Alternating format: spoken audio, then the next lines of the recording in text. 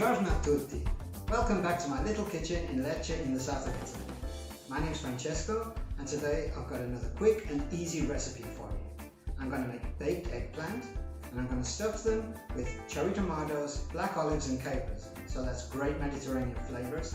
And on top I'm going to have crispy breadcrumbs and Parmesan cheese, which can't be a bad thing. The whole thing's going to take about 45 minutes to make, so I'm going to get started and I hope you enjoy watching. Let's cook.